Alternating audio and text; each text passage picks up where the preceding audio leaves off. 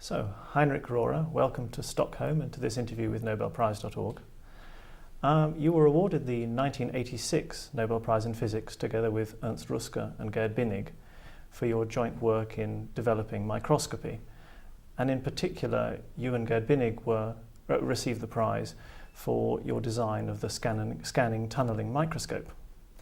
Now, this is a device that enables us to look at the surface of objects at the atomic scale by means of a probe which skims over the surface and records variations in the topography below it with minute current fluctuations.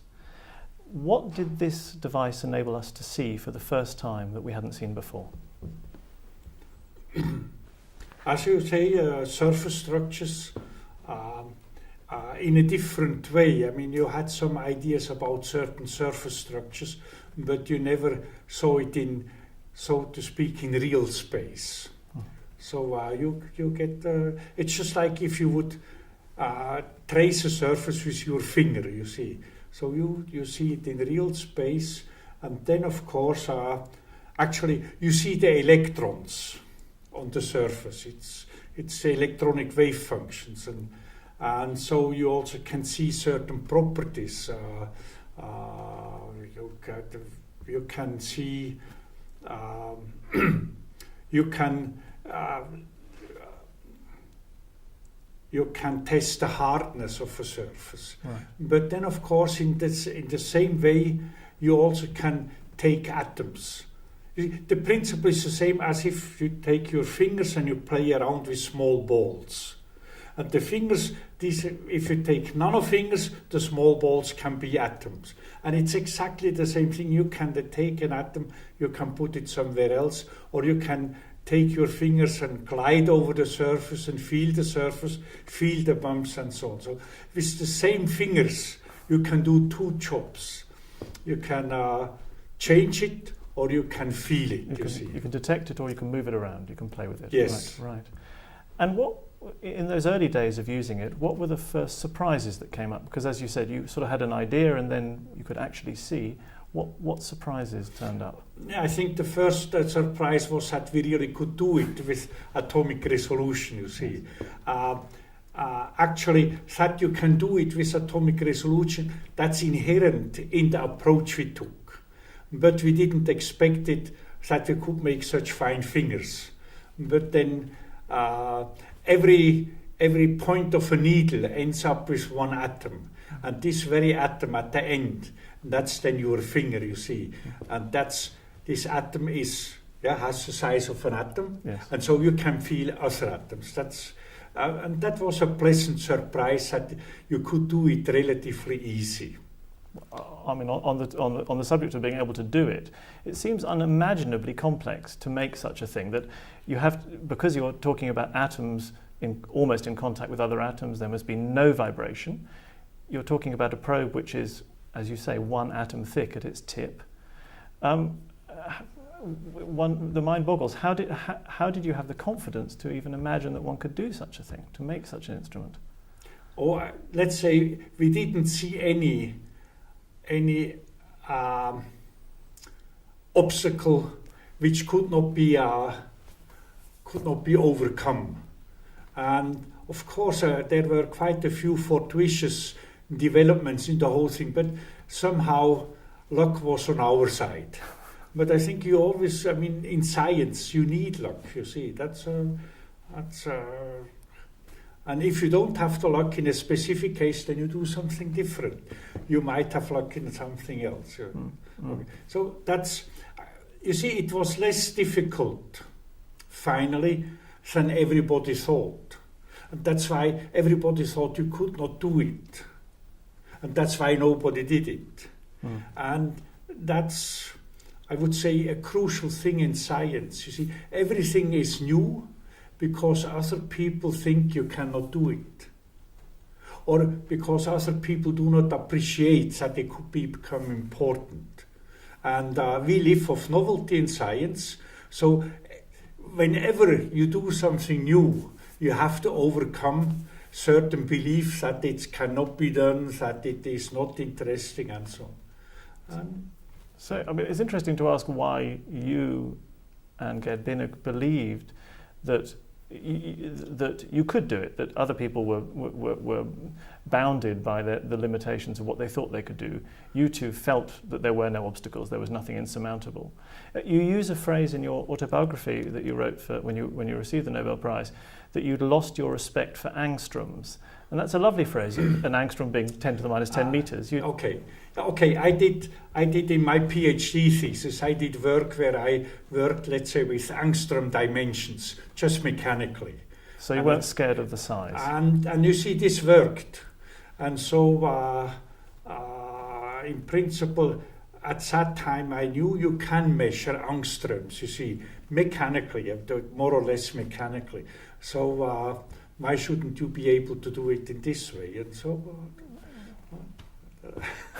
I mean, in retrospect, it's always easy. Yes. And, or let's put it this way, when I give lectures to the public, I always have a little bit of problem. I tell them, listen, if I explain you now what we did in terms that you don't understand it, you go home and still wonder, what did these guys do? Mm. And if I explain it to you in terms that you understand it, then you ask yourself, what for something such simple you get the Nobel Prize, you see that? Okay. In any case, it worked out nicely. Yes, indeed. There's another phrase you use. You talk about the lightheartedness of your approach, that you approach things with perhaps less seriousness. I don't know, maybe that's not the right word. There was less it was less momentous to do what you were doing than other people might have felt it was about to be. Yes. Okay, I think both Gert Binnig and I, we are not the types who how would I say, would hang themselves because of a failure. Mm. And the second thing is, in the IBM laboratory, we had really the freedom of doing things, and especially that's how Gert always explained it. We had the freedom to make mistakes. And so I think that's something very important. And unfortunately, this freedom for scientists gets more and more lost, you see. All the agencies, everybody is looking at scientists, but they should be able to make mistakes. Then they can correct it, you see. Mm-hmm. Otherwise, you just do the common things. You don't dare to do something beyond what everybody else thinks. It's hard to describe a scientist as a productive unit which is going to make this contribution in this time. Yes. I'd like to talk a little bit about the IBM Research Labs and the environment there, because that's quite an unusual environment. This is a research institute where people are free to pursue projects that are... Not everybody. Okay. But the physicists were free, yes. Oh, really? So there's the physicists are treated a little bit differently there, or? Yes, you see, people who work on technology, I think that's usually a joint effort of many people. Whereas the physics, we did this type of physics where everybody could do his own project on his own, maybe with some help of a technician or of a postdoc or of a PhD student. Whereas in technology, you have to make concentrated efforts towards something, and there, of course, a certain freedom gets lost. You still, even in technology, you have the freedom to solve a problem your way, you see. But it's nevertheless, it's in a certain framework, whereas in the physics, everybody had to come up with his own idea what he was going to do. It was obviously an environment that suited you well. You joined in 1963 and stayed there for the whole of your career, pretty much. That's correct, yeah. It's a pleasant atmosphere. I mean, you had to work hard. You had to show something. You see, you had to perform. Let's put this way: you had to perform. I mean, if it took too long time to get something out which could be published in a reasonable paper, or if you did not get the recognition of the scientific community for too long a time, then I think it would have gotten a little bit less pleasant. And I think that happens with certain people, even in the IBM lab in Zürich, you see. We were in the fortunate situations that things worked, and so, yeah. And you changed fields a few times along the way, and Yes. How did you make the decisions about which fields to pursue? Was that IBM directed, or were they just your... No, that's all the research staff members are responsible for their own field and finding their own topics, you see. They are their own, how do you say... Masters. They have to make their own luck, you see. That's and so this I was working on a set of problems before, and I thought somehow I came as far as I could go without learning completely new things. That's in critical phenomena, and that was a very interesting topic, and it was more or less at the top of it, the interest. And so by making everything smaller, inhomogeneities play a more and more important role.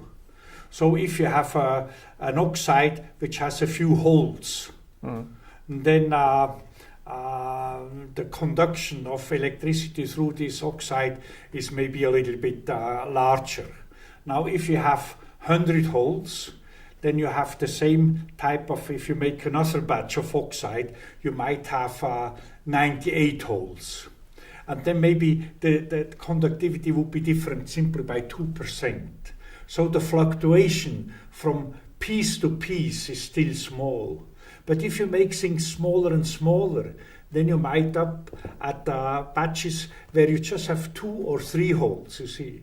Now, maybe this one has 2 holes, and this one has 3 holes, and this one has 1 hole. So then the holes affect the conductivity most. So then in one case, you would have a tremendous conductivity, and in the other case, you would have a conductivity which is 2 times less or something like that. And these are the fluctuations from piece to piece which cannot be tolerated in miniaturization.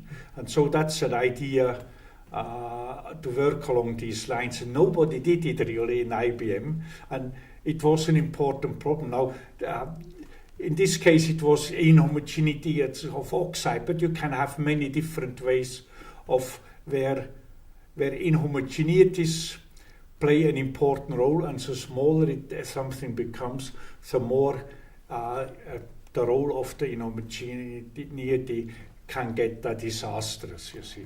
Well, I want to return to the theme of miniaturization in general a little later, but thinking about this. The decades at IBM, at the IBM Research Labs, where you move through various fields and change, do you think that as well as wanting to move on because you had reached the pinnacle of success in a particular field, there was also an element of feeling that as a newcomer, but an experienced newcomer to another field, you could make a significant contribution fast? I think that's generally true, and unfortunately we do not practice that.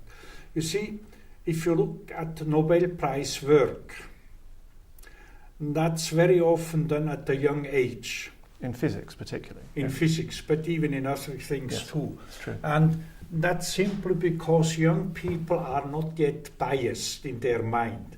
They are not completely taken by their expert opinions. And you see, expert opinions have a difficulty to go beyond of what they know. And so that's when you start in a new field, you are, from the point of view of scientists, you certainly are 20 years younger. Because in the new field you are not yet biased. And you look at certain things a little bit more relaxed and a little bit more open. And I think that's important. And unfortunately, this type of, how do you say, rejuvenation, that's a word, of the mind is not taking place among scientists, you see. The scientists do not get enough encouragement to change their field from time to time. because maybe the pressure is too high, always to perform something. And once you start in a new field, you are a nobody to start with, you see. You have to make your way back again. But if you have a little bit self-confidence and you think you are as good as you would like to be, then you make it. So that seems to me to be a question. Is it that the expert becomes so sort of enamored of the ways that they are thinking about things that they can't think in new ways? Or is it that there's just no pressure to think about new ways because they're already the expert and you're not a nobody, you're a somebody. If you move into a new field, as you say, suddenly you have to make your mark. It's just the pressure of people's expectation. I think the ones who change because of themselves and not because of external pressure. Yes. Whereas I would say an expert in a field, he feels, I would say, even more pressure because he has to stay in the field. He is in this narrow way of thinking, and there he has to perform. So getting out into something else might not be necessarily more difficult, you see. Whatever the case, it's obviously a very fortunate circumstance that you found yourself within IBM, where they would allow you to make such jumps. Presumably, you didn't have to go through a sort of grant proposal. No, they were happy. Yeah, they encouraged it. Yes. Okay, they were happy that I did something else, not because I was not performing in that thing, but that was a little bit closer to the IBM interests than what I did before, you see. Yeah. But I think generally if somebody tells them, listen, I would like to do something different, they are very open and receptive to something like that. That's wonderfly far-sighted. Yeah, sure. I suppose it brings us to the question of mentorship a bit. Presumably there are people running the lab who have been guiding lights for you, at least in making it an environment in which one can make this sort of jump. Or is it very much self-guided? No, that's simply self-guided.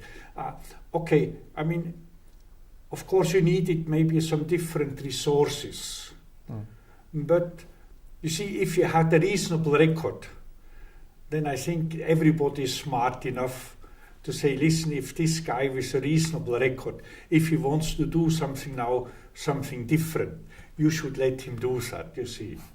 Right. Because it was my risk. And okay. Does that dictate your own attitude to mentorship when students come to work with your young people? Is that how you treat them? Yeah. Yes. Yeah. So I'd like to talk a little bit about the relationship, the partnership with Gert Binnig. Yeah. He came to your lab at the beginning of the project to develop STM, and it was obviously extremely fruitful. How did that work? He was your employee, but no. You see, he was not my employee. That's okay. I was his manager, but there we take a little bit a different attitude. I had the opportunity, to get something for this type of problems, for the inhomogeneity problem. And I found I was fortunate enough to find Gert Binnig. And then we started discussing and he liked it and that's why he came. And then I think in many cases he was the technical crucial figure in the whole development, you see. And we discussed everything. I mean, he's the most creative guy I know, simply in his. And I think in many ways we were very good complements, you see. And he was much younger than me, but I think we found a very good relationship. And did you recognize it immediately? Was it apparent from the beginning that it was just the perfect partnership? No, because I think he recognized it earlier than me. But you see, I'm older, so I'm a little bit more maybe conservative in many respects. But I think it simply worked out. And that was the first team really in physics. To my knowledge, that was the first time two guys got together and did something. From yes. from the IBM labs, right? Yeah, from our IBM lab. And the second team, that was the Bednorz and Müller, who got the Nobel Prize for their... In 1987, the year after you, yes. So this was obviously... These were the two teams, you see that? These were quite interesting. These were golden days in Zurich, yeah. Because your team had started slightly ahead of Bednorz and Müller. Yeah, we started in... Gert Binnig came end of 78. And 17, then we discussed it, and out of this discussion came the STM. That was the, and then the first 2 years, Gert first worked maybe a half time, and he did other things, and I just discussed, and I did mostly other things. And we had Christoph Gerber, he was a technician at that time, and he worked full time. He was my technician. But then he didn't work with me anymore. He worked on this problem. You see that's also something. You see, it's always a reason.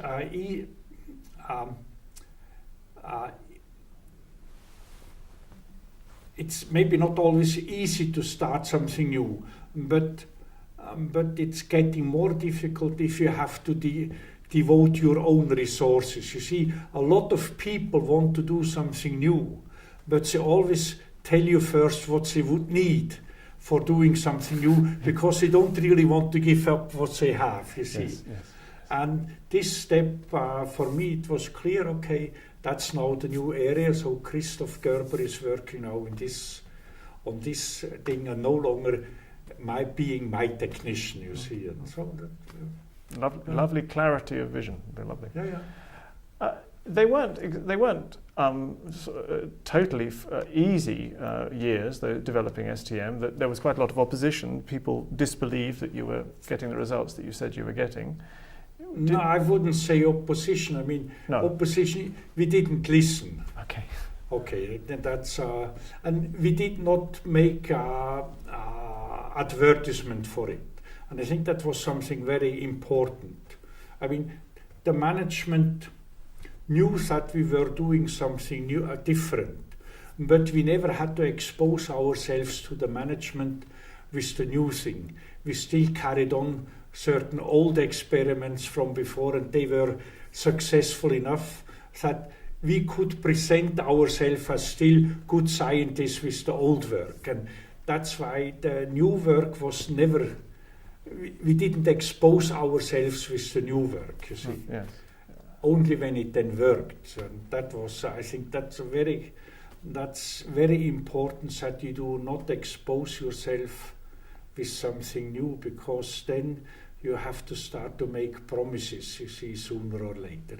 And I saw too many failures in technology where people expose them too early and maybe started to tell things which were a little bit exaggerated or turned out to be exaggerated. And then you came into a mode where promises and reality started to diverge more and more. I suppose to a certain extent one might even say that was the case with Bednorz and Müller superconductive ceramics, because the promises there were enormous. Yeah, but they never talked about it. Right. They never exposed themselves before it worked. Yes. So that's internal exposure, but then there's also external exposure, the point at which you start telling the world in general what you're doing. But that's only when it worked. Yeah. And then still a lot of people were very skeptical. That's right, yes. But that was their problem, not our problem. That's a wonderful devil-may-care attitude. Yeah, I think that's important. That was their problem. And I mean, we knew what we were doing that was real. And if people thought that you cannot do it, even if you could do it, I think that's their problem, not our problem. Okay.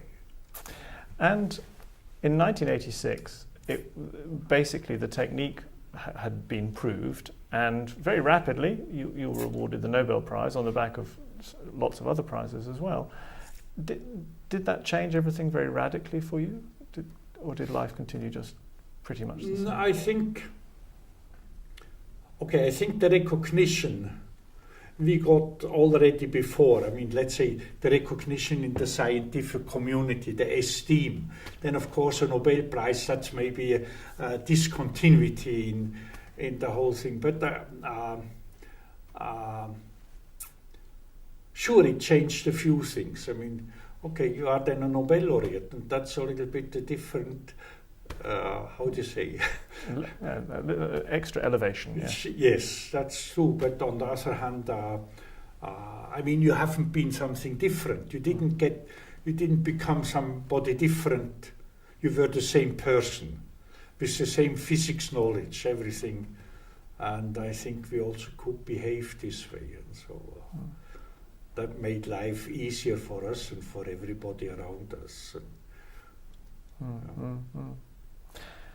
And STM was one of the sort of building blocks of what I suppose one might call the nanoscience revolution. It was one of the it opened up a whole new area to view. And I'd like to ask you a little bit about the word I used there, revolution, because nanoscience is seen as a revolution. Is that a correct term? Is it changing the way we look at the world? I think the revolution has to have a little bit more than just a scale. It's true that it was the getting to a smaller and smaller scale that was always the beginning of a revolution. I mean, you're from the exploring the world with since Columbus, you see, that was the world scale, and then came the Industrial Revolution. That was the macro scale to, let's say, down to the micrometer as a precision scale. And then came the IT revolution, the information technology revolution. That was in the scale on micrometer. And so, but you see, it wasn't the micro revolution. It was really it was the information technology revolution. And the other one was the industrial revolution. So I would hate to say the nano revolution. You see, it has to have a little bit more substance. I have some. I know what it should, or I have my expectations. What will be, what could happen, but I don't have a word for it. You see, so. Now for nano, just getting smaller alone does not make the revolution. I mean, also for the microtechnology, you had to have a transistor, which really changed in the way you could do things. And I think also on the nanotechnology, you have to have a few more ideas the way you will approach new things. We know a little bit what could be the end of it, but how to do it, we don't know yet. Is one point that having reached the nanoscale, the atomic scale, we've really reached the limits of miniaturization. We can't really go smaller. So I would guess so. Yes, and so that's, I think you hit the point. You see. And we are already very close.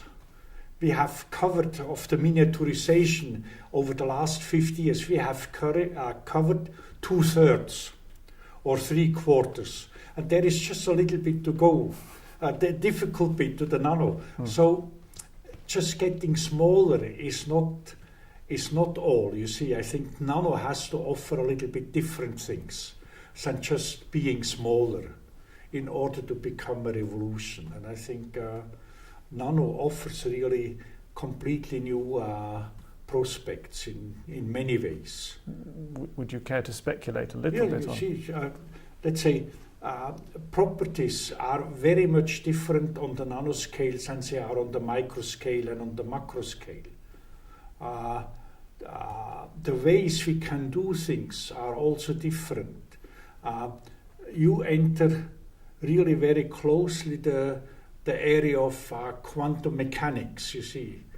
That's the domain of atoms and molecules. And then you can think about how do you work so far we made things smaller by miniaturization. Now when you talk about atoms and molecules, you think in terms of building up something from the very small. Okay, that's. I mean, there are many ways. Just take molecular recognition.